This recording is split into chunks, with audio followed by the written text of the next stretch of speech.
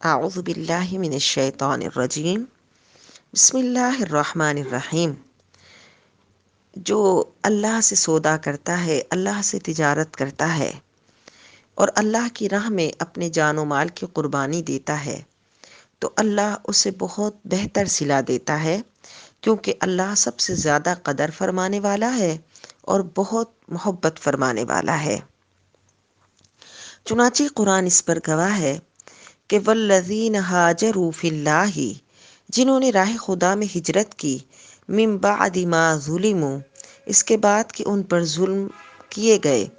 لنبوئنہم فی الدنیا حسنہ، ہم ضرور ان کو دنیا میں بہتر ٹھکانہ دیں گے، وَلَأَجْرُ الْآخِرَةِ اکبر، اور آخرت کا اجر تو بہت بڑا ہے۔ تو جنہوں نے راہ خدا میں ہجرت کی، اپنی زمینیں، اپنی جائیداد، اپنے تجارتی مال،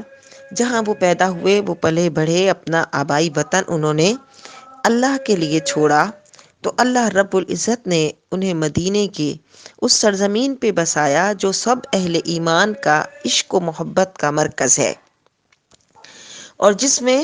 اللہ رب العزت نے محبوب صلی اللہ علیہ وسلم کی دعا سے دگنی برکتیں عطا فرمائیں۔ انہیں بہترین رہائش گاہیں ملی، مدینہ طیبہ جیسی پاک بستی ان کا مسکن بنا، فتح و نصرت ان پر سایہ فگن ہوئی، اور ظالم مغلوب ہو کر ان کے سامنے پیش ہوئے۔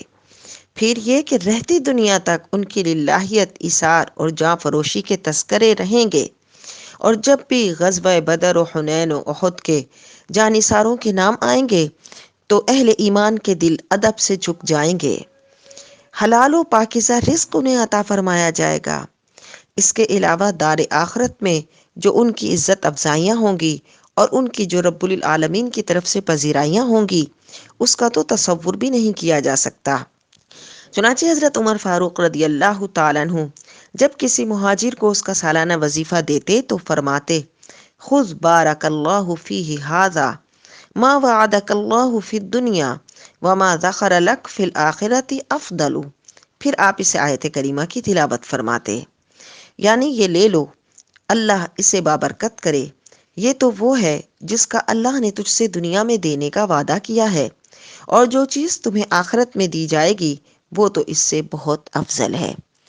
تو اس میں ہم سب کے لیے ایک بہت ہی نصیحت کا سامان ہے کہ اگر ہم دنیا میں اللہ کی اطاعت و فرمانبرداری کریں گے، اللہ کی اطاعت و فرمانبرداری کے لیے اپنی جان کو اللہ کی اطاعت میں لگائیں گے، اپنے مال کو رب کی رضا کے لیے خرچ کریں گے، اللہ نے جو بھی صلاحیت دی ہے اس سے اللہ کے بندوں کو نفع پہنچائیں گے، اور ہر موڑ پر، ہر قدم پر، ہر اٹھتے ہوئے قدم پر اللہ کی رضا کو تلاش کریں گے، تو اللہ تعالیٰ دنیا میں بھی اس کا بہتر صلہ دے گا، اور آخرت کا اجر تو بہت بڑا ہے، وَلَأَجْرُ الْآخِرَةِ اکبر۔